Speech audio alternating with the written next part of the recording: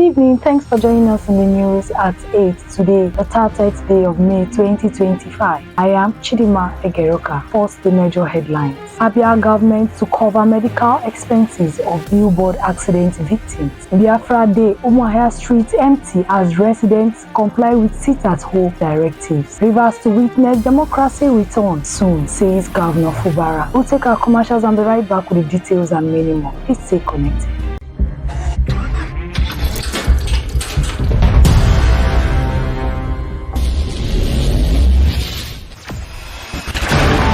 Experience the smooth and strong feeling that consistently surpasses expectation.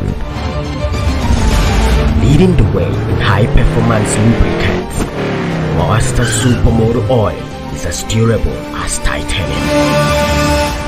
Welcome back. Now the details. The Abia State government has announced it will cover the medical expenses of victims involved in the recent billboard collapse in Aba. This was disclosed on Thursday by Mrs. Victoria Onwobiko, the managing director of the Abia State Signage and Advertising Agency APS, during her visit to the accident site at the Salad Market entrance in Aba. According to the News Agency of Nigeria, the tragic incident occurred on Wednesday when a large billboard toppled to strong whirlwind fell on passengers in 5 tricycles. The accident claimed 1 life and left 7 others injured. Onwibiko said the governor had promptly approved necessary procedures to ensure the victims received treatment without delays. Umuahia, the capital of Abia State, was marked by silent and empty streets on Friday as residents observed the sit-at-home order declared by the indigenous people of Biafra IPOB in remembrance of fallen heroes. The city's roads were largely deserted with only sporadic sighting of tricycles and a handful of vehicles moving around. Shops along major and minor streets remained closed for the day. Markets and motor parks also observed the order, shutting down operations entirely. Similarly, banks did not open for transaction and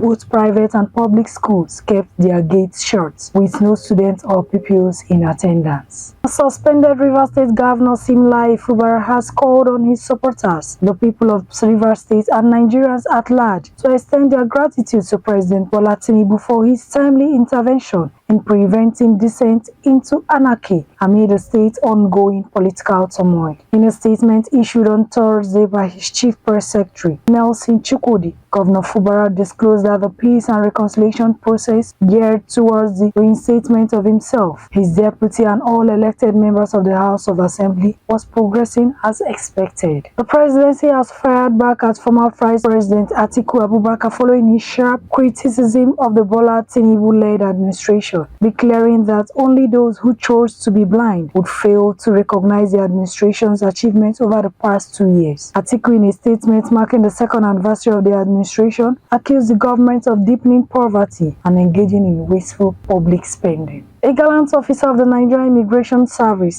NIS, Prince Orji Ugochukwu, has been hailed for his integrity and bravery after rejecting a 10 million bribe and expensive mobile phones offered by a wanted ritualist in a desperate attempt to escape justice. Ugochukwu, known on Facebook as Oko Sisi Ugo, apprehended a suspect identified as Izani, popularly known as Iche Billion, at a checkpoint in Baji along the Seme border route on Wednesday. Izani is accused of being the leader of a deadly occult group responsible for a series of ritual killings in Umuba, Izagu local government area of Enugu State. In an unflattering evaluation of President Bola Tinubu's 2 years in office, organized labor said Thursday that his policies and reforms had only caused Nigerians to suffer. The labor movement countered Tinubu's claim that the worst days are over, pointing out that his economic reforms has plunged over 150 million Nigerians into multi-dimensional poverty. The federal government has explained that the 2024 and 2026 external borrowing plan presented to the National Assembly on Tuesday was crucial for the execution of the 2024-2026 medium-term economic framework.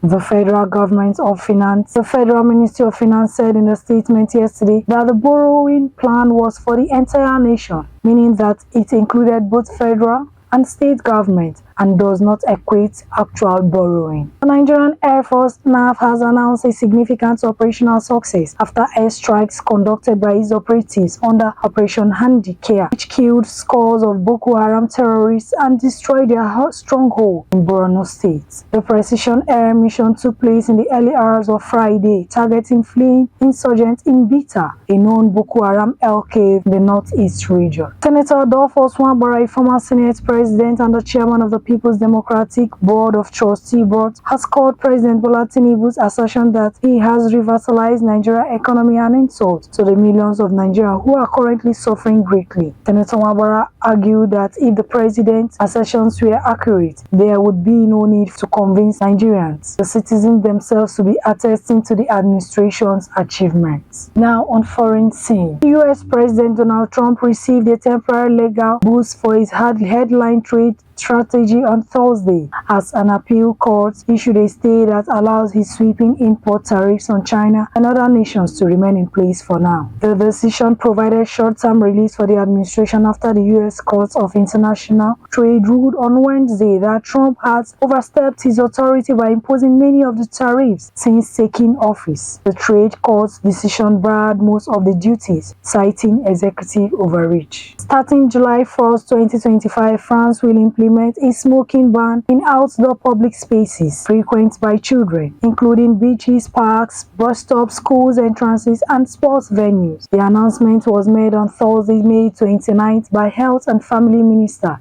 Catherine Vautrin. While on sports, Real Madrid have completed the signing of England international defender Trent Alexander-Arnold from Liverpool on a contract running until 2031. The Spanish club confirmed on Friday the 26-year-old right-back, who recently helped Liverpool clinch the Premier League title, had been approaching the final stage of his contract at Anfield. However, Real Madrid opted to pay a transfer fee to secure his services earlier, ensuring his availability for the upcoming Club World Cup. And that sports news brings us to the end of the news at 8. Before we go, a recap on our major headlines. Abia government to cover medical expenses of billboard accident victims. Biafra Day, Umaya Street empty as residents comply with sit-at-home directives. Rivers to witness democracy return soon, says Governor Fubara. For these and many more, log on to our website at www.abntv.com.ng or follow us on all our social media platforms displayed on your screen. I am Chidima Egeroka. You have a pleasant night rest and stay safe.